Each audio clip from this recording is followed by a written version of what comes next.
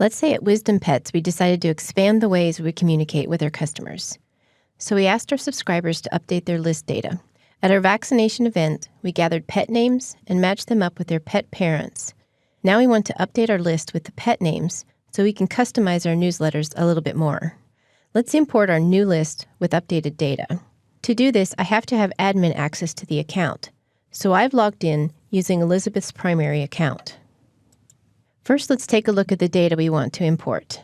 Notice that the first row of data is the header row. We don't want to import this row because we'll have to remove it later.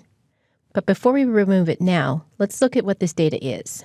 We've got our first name, last name, and email, just as you would have expected. But now we have cats, dogs, and bunnies. This is important to know later because we're going to want to match up these columns with our MailChimp list. We'll delete the header row and save the file. Back at our MailChimp dashboard, let's click the Lists tab. Before we update any list, it's always a good idea to save a backup of the existing list, just in case the import doesn't go as smoothly as you think it will. Select the drop-down at the end of the Wisdom Pets newsletter list and choose Manage Subscribers. Select to view all subscribers and export this list. The export is started, and Wisdom Pets will receive an email when it's completed.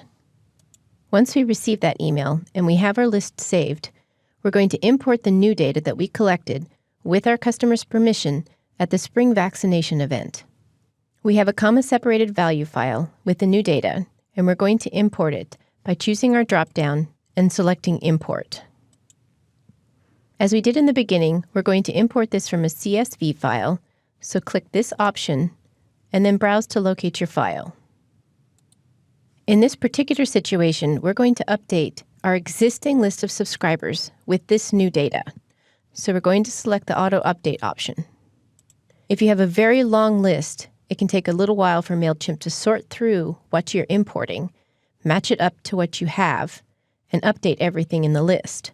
But in our case, the list is relatively short, so it won't take long. We'll click Upload the list, and next we get to match up the data we already have with what we're importing. Our first column is pretty easy. We know that this is our first name.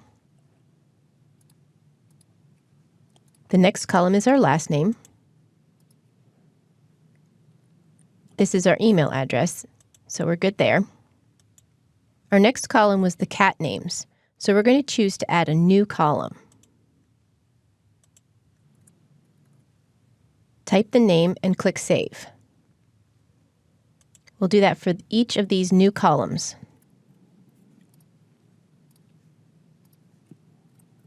With our data all matched up, we're ready to complete the import. As you continue to work with MailChimp and your lists, you'll find that creating a backup of your list every once in a while can be helpful. How often you back up your list depends on the amount of changes you're making, how often your subscribers join your list, etc.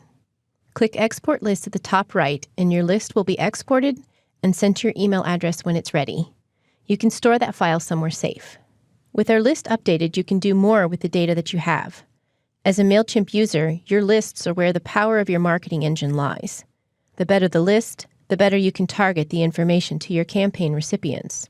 We'll look at how to send specific campaigns to a portion of your list now.